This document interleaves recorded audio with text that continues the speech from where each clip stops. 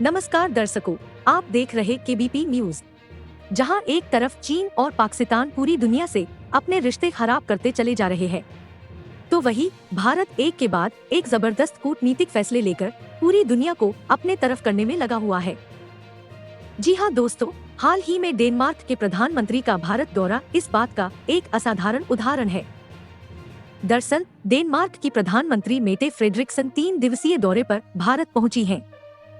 राष्ट्रपति भवन में प्रधानमंत्री नरेंद्र मोदी ने शनिवार को उनका स्वागत किया। फ्रेडरिक्सन 9 से 11 अक्टूबर तक भारत में रहेंगी।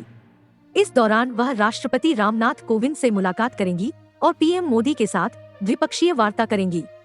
दोस्तों, इस अवसर पर भारत और डेनमार्क के बीच कुछ बड़े मुद्दों पर अहम चर्चाएं और डील्स होने वाली है। इन सभी डील्स के बारे में माननीय प्रधानमंत्री जी ने हमें बताया, तो फिर चलिए सुनते हैं आखिर उन्होंने क्या कहा।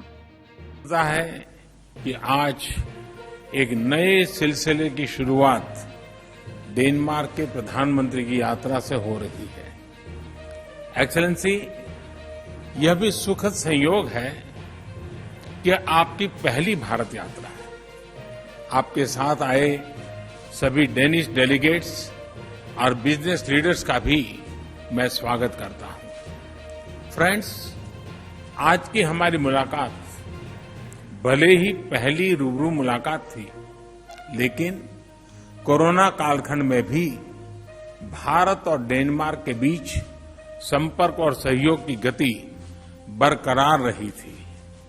इनफैक्ट, आज से 1 साल पहले हमने अपनी वर्चुअल समिट में भारत और डेनमार्क के बीच ग्रीन स्ट्रेटेजिक पार्टनरशिप स्थापित करने का ऐतिहासिक निर्णय लिया था।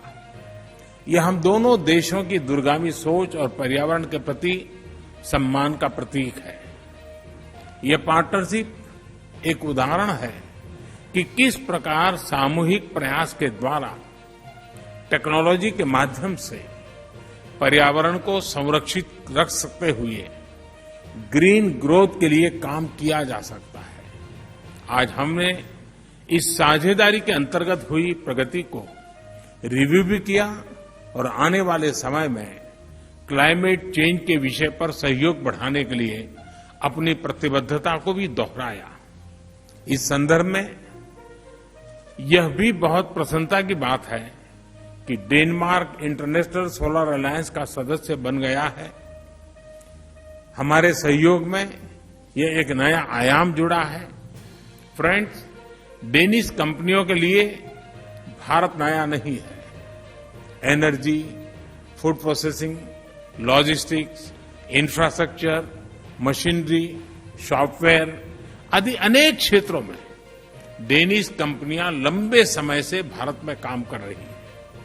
उन्होंने न सिर्फ मेक इन इंडिया बल्कि make in India for the world को सफल बनाने में महत्वपूर्ण योगदान दिया है।